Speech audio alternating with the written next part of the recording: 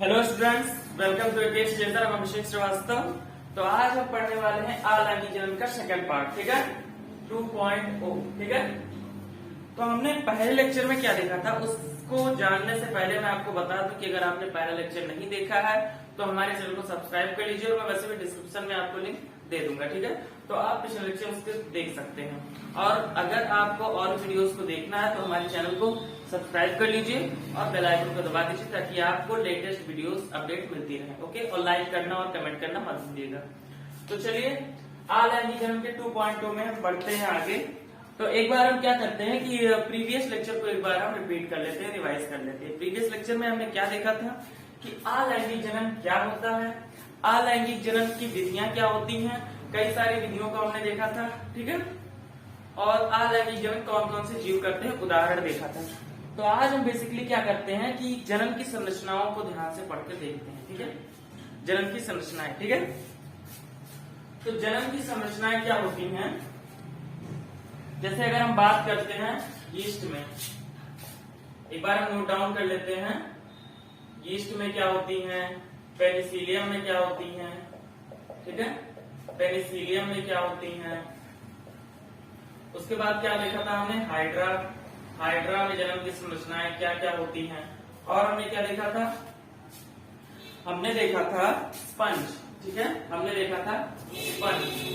Sponge में क्या होती हैं, आलू को हमने देखा था, अदरक को भी हमने देखा था, ठीक है। तो इन सब सारी चीजों के बारे में आज हम डिटेल में पढ़ेंगे, ठीक है। उसके बाद हमने क्या देखा था, ब्रायोफिलम, ब्रायोफिलम जिसको मैंने आप लोगों को कहा भी था कि आपके घर पर इसको क्या कहा जाता है बताइएगा जरूर।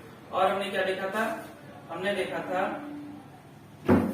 जलकुंभी हम कह सकते हैं, ठीक है, जलकुंभी कह सकते हैं, या इसको एक इंग्लिश में कहते हैं वाटर हाइसिंथ, ठीक है, वाटर हाइसिंथ कहते हैं। अब इन सबकी जनन संरचनाओं के बारे में हम पढ़ने वाले हैं, ठीक है। तो यीस्ट में बेसिकली हमने देखा था पिछली बार, ठीक है, यीस्ट में हमने देखा था किस तरीके से जनन होता है, उसको हम देख चुके हैं। तो हम एक काम करते हैं, क्लेमाइडोमोनास के बारे में देख लेते हैं, क्योंकि प्रीवियस लेक्चर में हम यीस्ट के बारे में ऑलरेडी पढ़ चुके हैं, ठीक है। क्लेमाइडोमोनास, ठीक है, क्लेमाइडोमोनास। अब क्लेमाइडोमोनास में क्या होता है, क्लेमाइडोमोनास की जनन संरचनाएं क्या होती हैं, ठीक है। तो चलिए आज उसको जानते हैं। क्लेमाइडोमोनास में अलैंगिक चल बीजाणु होते हैं, अलैंगिक चल बीजाणु होते हैं, अलैंगिक चल बीजाणु होते हैं। पेनिसिलियम में क्या होता है, पेनिसिलियम में क्या होता है, पेनिसिलियम में होती है कोनिडिया, क्या होती है, कोनिडिया होती है, ठीक है। पेनिसिलियम में होती है कोनिडिया। हाइड्रा में क्या निकलती है, हाइड्रा में निकलती है कलिका, जिसको इंग्लिश में कहते हैं बर्ड। एक काम करता हूँ, मैं आपको इंग्लिश बताते हुए चलता हूँ, ठीक है।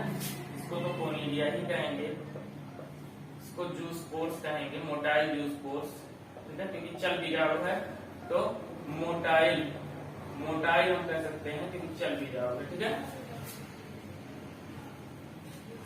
आगे आगे बढ़ते हैं। स्पंज में, स्पंज में जेम्यूल निकलता है, क्या निकलता है, जेम्यूल। आप प्रीवियस क्लास में पढ़ चुके हैं स्पंज के बारे में, ठीक है। एनिमल किंगडम के पहला जो फाइलम है, फाइलम पोरिफेरा, उसमें स्पंज आता है, जिसमें जनन की जो संरचना होती है उसको कहते हैं जेम्यूल। आलू में होता है आंख, आलू की आंख होती है, ठीक है, आई, जेम्यूल, ठीक है। अदरक में क्या निकलता है, राइजोम, ठीक है, क्या निकलता है अदरक में, राइजोम निकलता है। अदरक में क्या निकलता है, राइजोम, अदरक में क्या निकलता है, राइजोम निकलता है, अदरक में निकलता है राइजोम। ब्रायोफिलम में क्या निकलता है, ब्रायोफिलम में निकलती है पर्णकलिका, पर्णकलिका, ठीक है। अभी हम बेसिकली सारी चीजों के बारे में पढ़ेंगे अच्छे से। और जलकुंभी में निकलता है क्या, ऑफसेट, ऑफसेट, भूस्तारिका, क्या कहते हैं, भूस्तारिका, ऑफसेट, ठीक है। तो एक एक करके हम सारी चीजों के बारे में एक बार देख लेते हैं। देखिए क्लेमाइडोमोनास में अलैंगिक चल बीजाणु होते हैं। आप अपनी एनसीईआरटी की बुक के ड्राइंग में फिगर में देख सकते हैं कि कैसे चल बीजाणु होते हैं, ठीक है। बट हम उसके आगे बढ़ते हैं पेनिसिलियम में। पेनिसिलियम में भी आपकी बुक में ऐसे ऐसे कुछ डिजाइन फिगर्स बने हुए हैं पेनिसिलियम के, और इस पर क्या लगा हुआ है, इन सब के ऊपर वो चल बीजाणु लगे हुए हैं, ठीक है। अब ये जो है, ये जो संरचनाएं आप देख रहे हैं, ये सारी संरचनाएं, इनको ही कहते हैं कोनिडिया। क्या कहते हैं? कोनिडिया। ये क्या करते हैं, बाद में अलग होकर एक नया पेनिसिलियम बना लेते हैं। हाइड्रा को हम देख लेते हैं। हाइड्रा जैसे कि हाइड्रा में क्या होता है, हाइड्रा में क्या होता है, जैसे ये आपका हुआ हाइड्रा, थोड़ा ऊपर बनाते हैं, ये हुआ हाइड्रा, ठीक है, ठीक है।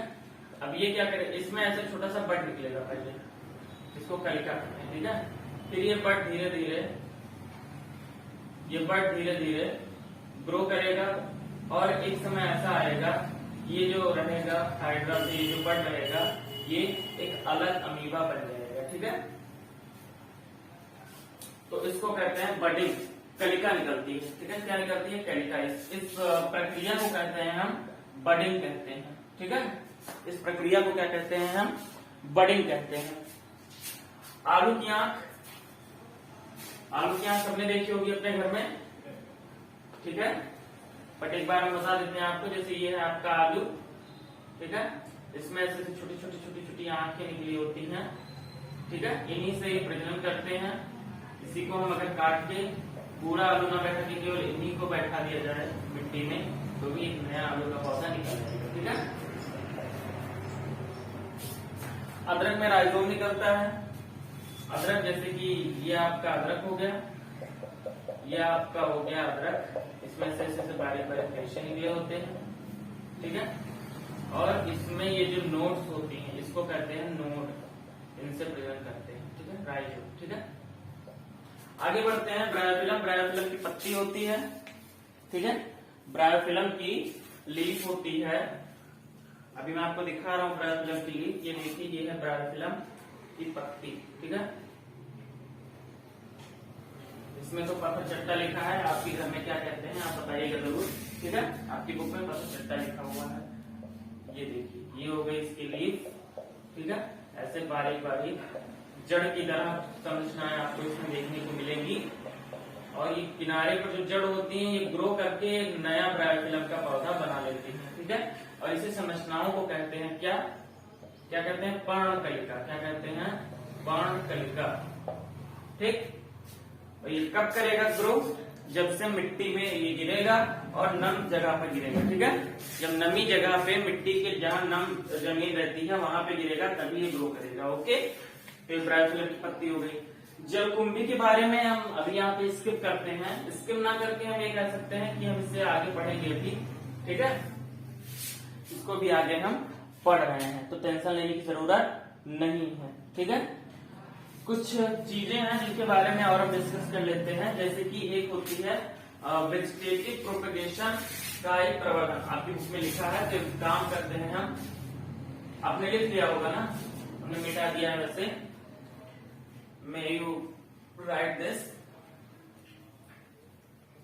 आपने लिख लिया होगा, ठीक है। तो चलिए कायिक प्रवर्धन के बारे में पढ़ते हैं हम।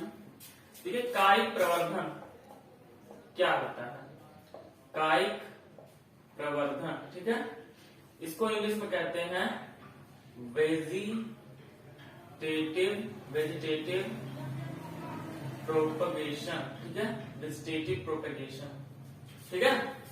तो चलिए कायिक प्रवर्धन के बारे में जानते हैं। कायिक प्रवर्धन क्या होता है? जो पेड़ पौधों में, जो पादप में जो जनन होता है, अलैंगिक जनन, उसको कहते हैं कायिक प्रवर्धन।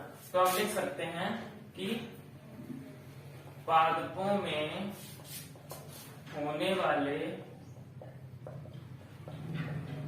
अलैंगिक जनन को कायिक प्रवर्धन कहा जाता है, ठीक है। तो पादपों में होने वाले अलैंगिक जनन को क्या कहते हैं? कायिक प्रवर्धन कहते हैं। कायिक प्रवर्धन कहते हैं। एक बार और पढ़ लीजिए, आप लिख लीजिए कि कायिक प्रवर्धन किसे कहते हैं? पादपों में होने वाले अलैंगिक जनन को कायिक प्रवर्धन कहा जाता है। ठीक है, तो कायिक प्रवर्धन समझ लीजिए, जैसे कि हमने आलू में देखा था, राइजोम में देखा था, ब्रायोफिलम में देखा था। इन सारी चीजों में कायिक प्रवर्धन कहा जाता है इन सारी चीजों को जो अलैंगिक जनन करते हैं। पादपों में होने वाले अलैंगिक जनन को क्या कहते हैं? कायिक प्रवर्धन कहते हैं।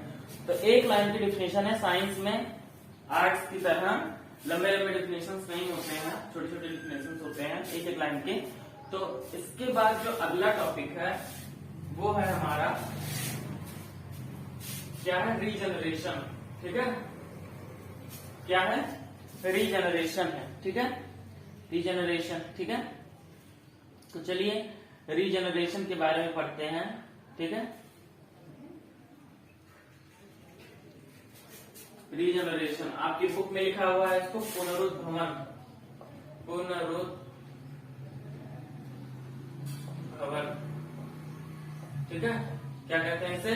रीजनरेशन। रीजनरेशन। रीजनरेशन। ठीक है, तो रीजनरेशन कहते हैं इसको। ये क्या करते हैं, कैसे जन्म करते हैं? देखिए,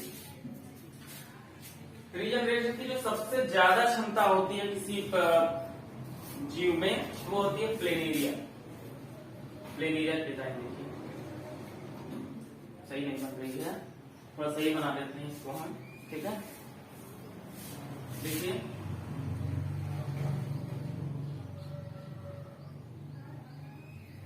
ये हो गया आपका प्लेनेरिया। ठीक है, अब अगर हम प्लेनेरिया को छोटे छोटे कितने भी टुकड़ों में काट देते हैं तो एक जो जितने भी टुकड़े हैं वो एक नया प्लेनेरिया बना लेते हैं। जितने भी टुकड़े हैं, ठीक है, कितने भी टुकड़ों में हम कर दें तो हर एक टुकड़ा एक नया प्लेनेरिया बना लेता है। ठीक है, तो आपकी बुक में एग्जांपल्स दिए हुए हैं, वैसे भी एग्जांपल्स लिख देंगे, बट उसके पहले हम क्या करते हैं कि रीजनरेशन पुनरुत्थान के बारे में पढ़ लेते हैं होता क्या है। ठीक है, तो चलिए पुनरुत्थान के बारे में पढ़ते हैं, रीजनरेशन के बारे में। ठीक है, क्या होता है?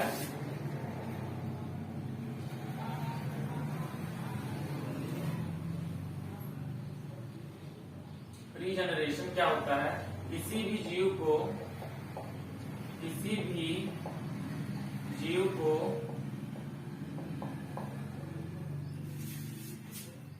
किसी भी जीव के कई टुकड़े हो जाने पर प्रत्येक टुकड़े, अगर हम इसको टुकड़ा ना कहें तो इस तरह भी कह सकते हैं कि किसी भी जीव के कई भागों में विभाजित हो जाने पर प्रत्येक टुकड़े का नए जीव में परिवर्तित हो जाना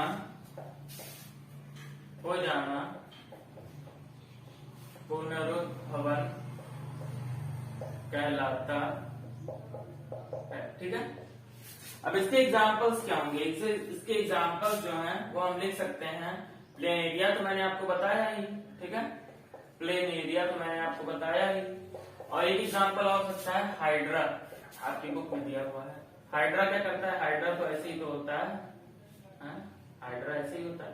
अब इसको हम ऐसे काट दें तो एक जो अभी हमने लेकिन इसके पहले पढ़ा था कि हाइड्रा में जो निकलती है कलिका निकलती है, बड निकलता है और एक जो बड होता है वो नया जीव बन जाता है, नया हाइड्रा बन जाता है। बट इसमें रीजनरेशन की भी क्षमता होती है, ठीक है, पुनरुत्थान की भी क्षमता होती है हाइड्रा में। ठीक है, तो लिख लीजिए आप। ओके, तो सभी ने लिख लिया। तो इस डिफिनेशन को हम एक तरीके से ऐसे भी लिख सकते हैं कि किसी भी जीव का अनेक भागों में विभक्त हो जाना और प्रत्येक भाग का एक नए जीव के रूप में विकसित हो जाना पुनरुत्थान कहलाता है। ये भी लिख सकते हैं। कहिए तो मैं आपके लिए लिख देता हूँ। चलिए मैं आपके लिए लिख देता हूँ इस डेफिनेशन को भी, ताकि आपको जो आसान लगे आप उसको याद करिए। ठीक है, ठीक है। तो चलिए मैं लिख देता हूं, किसी भी जीव का अनेक भागों में विभक्त हो जाना, विभक्त होकर नहीं हो जाना, और प्रत्येक भाग का नए जीव के रूप में विकसित होना पुनरुत्थान कहलाता है। ठीक है, क्या कहलाता है? पुनरुत्थान कहलाता है। ठीक है, उदाहरण सेम रहेगा, प्लेनेरिया, प्लेनेरिया और हाइड्रा। ठीक है, तो एक बार मैं हट जाता हूं, आप लिख लीजिए इस चीज को। ठीक है, तो किसी भी जीव का अनेक भागों में विभक्त हो जाना और प्रत्येक भाग का एक नए जीव के रूप में विकसित हो जाना क्या कहलाता है? पुनरुद्भवन कहलाता है, जिसको हम रीजनरेशन कहते हैं। ठीक है, क्या कहते हैं? रीजनरेशन कहते हैं। तो पुनरुद्भवन के बारे में आप कंफर्म हो गए होंगे, तो चलिए आगे बढ़ते हैं। ठीक है, तो चलिए एक बहुत बड़ी समस्या के बारे में हम पढ़ते हैं एक बार, जो आज की बहुत बड़ी समस्या है। आप शायद उस समस्या से अनजान होंगे, लेकिन उस कारण से अनजान नहीं होंगे जिस कारण से समस्या है। ठीक है, तो चलिए अगला टॉपिक है आपका वाटर हाइसिंथ। ठीक है, क्या है इसको मैं मिटा देता हूं। अब तो आप जान ही रहे होंगे कि आज का टॉपिक क्या है, आज का कौन सा सब्जेक्ट है। ठीक है, चलिए तो हम लिख सकते हैं वाटर हाइसिंथ। ठीक है, वाटर हाइसिंथ, वाटर हाइसिंथ के बारे में आज हम पढ़ेंगे। ठीक है, आज हम पढ़ने वाले हैं वाटर हाइसिंथ के बारे में। आप शायद इसको कोई क्या नाम है, कोई बहुत बड़ी समस्या नहीं मानते होंगे, बट ये एक समस्या है। ठीक है, तो चलिए वाटर हाइसिंथ के बारे में पढ़ते हैं। क्या होता है वाटर हाइसिंथ? तो वाटर हाइसिंथ को आपके घरों में, आपके गांव में कहा जाता होगा जलकुंभी। ठीक है, जलकुंभी। इसे कई नामों से जाना जाता है। इसे महाविपत्ति के नाम से भी जाना जाता है, इसे टेरर ऑफ बंगाल के नाम से भी जाना जाता है, टेरर ऑफ बंगाल।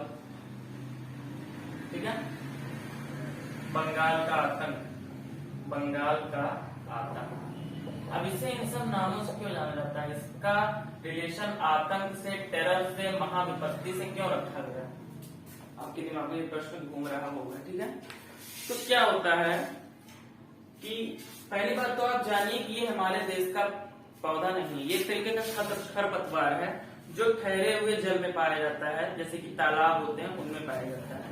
और मैं आपको बता दूं कि ये जो है ये हमारे देश का था ही नहीं। इसकी अगर आपने देखा होगा तो आप जानते होंगे जलकुंभी को, कि इसकी पत्तियां जो होती हैं बहुत ही सुंदर होती हैं, इसमें फूल भी निकलते हैं, वो भी बहुत सुंदर होते हैं। तो इसको भारत में लाया गया किस लिए? इसकी सुंदरता के कारण। इसकी सुंदरता के कारण इसको भारत में इंट्रोड्यूस कराया गया। ये हमारे देश का था नहीं, बट जब इसको इंट्रोड्यूस कराया गया भारत में, तब लोग ऐसा नहीं जानते थे कि इतनी बड़ी विपत्ति बन सकती है। ठीक है, लेकिन अभी तो ये महाविपत्ति, बंगाल का आतंक के नाम से जाना जाता है, बहुत बड़ी समस्या बन चुकी है।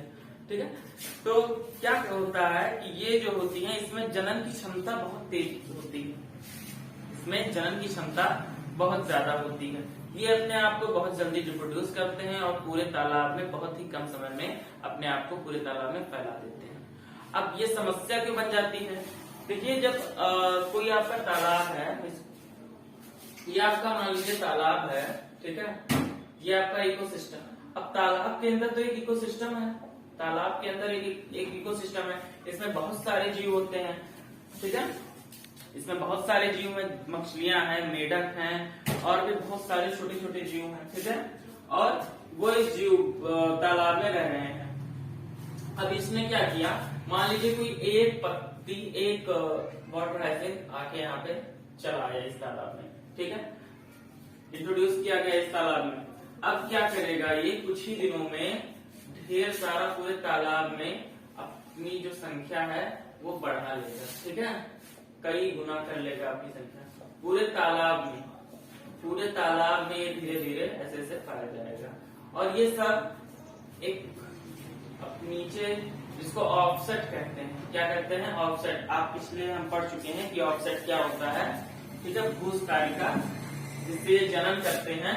तो अगर मैं आपको बता दूं सबसे पहले कि ये जो भूस्तारिका है, ऑफसेट है, ये दो जो क्या नाम है, वाटर हाइसिंथ है, ये कनेक्शन है दोनों के बीच का, ठीक है। और यही जल की संरचनाएं भी होती हैं। तो इसका एक छोटा सा टुकड़ा भी अगर एक तालाब में कर रख दिया जाए तो पूरे तालाब में कुछ ही दिन में पूरा वाटर हाइसिंथ फैल जाएगा। अब ये जो है वो पूरे तालाब में तो फैल चुका है, ठीक है। अब इसकी समस्या कहाँ से स्टार्ट हुई, तो ये जो है, ये जो तालाब का पानी है उसमें से सारा ऑक्सीजन को खींच लेता है, सारी ऑक्सीजन को ये खींच लेता है, ठीक है। इसे ऑक्सीजन बहुत चाहिए। तो अब जब इसने सारी ऑक्सीजन को खींच लिया तो जितने जीव रह रहे हैं वो तो मर जाएंगे, वो तो ऑक्सीजन पाएंगे नहीं, ऑक्सीजन नहीं पाएंगे तो मर जाएंगे, ठीक है। तो ये जो है पूरा ऑक्सीजन खींच लेता है और जलीय जीव मर जाते हैं। तो इकोसिस्टम तो इफेक्ट पड़ा ना, इकोसिस्टम पर जो है वो इफेक्ट तो पड़ेगा ही, क्योंकि सारे जीव मर गए हैं। तो अकेला ये जीव जो है वो इकोसिस्टम पर इफेक्ट तो काफी बहुत बुरी तरीके से डाल रहा है इकोसिस्टम पर इफेक्ट, ठीक है। लेकिन फायदा इसका कुछ नहीं है, बस ये सुंदर लगता है, देखने में अच्छा है, बस ठीक है, बहुत है, उससे ज्यादा इसका कोई फायदा नहीं है। अब आप सोच रहे होंगे कि इसको उठा के फेंक दिया जाए, अलग कर दिया जाए, लेकिन मैंने आपको बताया कि इसका एक छोटा सा भी टुकड़ा रह गया तो फिर से ये पूरे तालाब में फैल जाएगा। वैसे हालांकि बहुत सारे केमिकल्स आ गए हैं इनको नष्ट करने के लिए, डिस्ट्रॉय करने के लिए, बट अभी उन केमिकल्स का व्यापक रूप से उपयोग नहीं किया जा रहा है, ठीक है। तो आप जानते होंगे, आप देखते होंगे कि जो अगर जिस तालाब में वाटर हाइसिंथ है उस तालाब में मछलियां और अन्य जीव आपको देखने को नहीं मिलेंगे जल्दी, ठीक है। तो ये इसलिए इसी को कहा जाता है बंगाल का आतंक। और सबसे बड़ी बात तो हमारे देश में था ही नहीं, इसको लाया गया, इंट्रोड्यूस किया गया इसकी सुंदरता के कारण, बस अभी ये आतंक बना हुआ है, महाविपत्ति बनी हुई है। तो आप वाटर हाइसिंथ के बारे में सब कुछ जान गए होंगे कि वाटर हाइसिंथ क्या होता है। जलकुंभी इसका दूसरा नाम है, महाविपत्ति इसको कहते हैं। इसको बंगाल का आतंक या टेरर ऑफ बंगाल भी कहा जाता है, ठीक है। ये क्या करता है, महाविपत्ति किस तरह कहा जा सकता है, क्योंकि ये जिस तालाब में फैलता है, इसमें पहला पॉइंट तो ये कि इसमें जन्म, एक काम करता हूँ मैं लिख देता हूँ, ठीक है, मैं एक एक पॉइंट को लिख देता हूँ ताकि आप समझ जाए, ठीक है। तो देखिए पहला पॉइंट तो क्या है कि इसमें अपन वाटर हाइसिंथ के बारे में लिख रहे हैं, इसमें जनन करने की सर्वाधिक क्षमता होती है,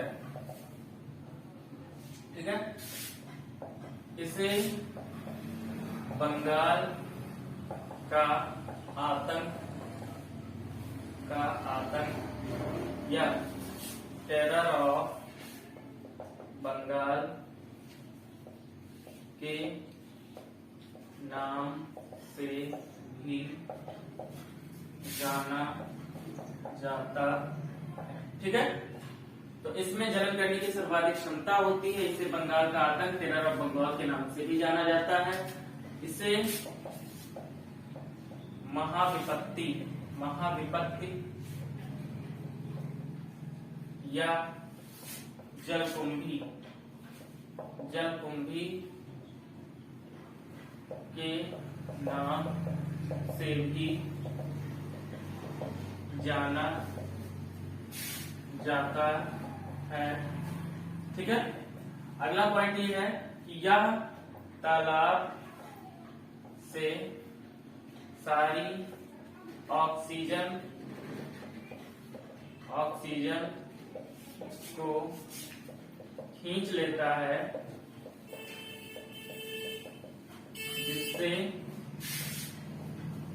जिससे जलीय जीव मर जाते हैं।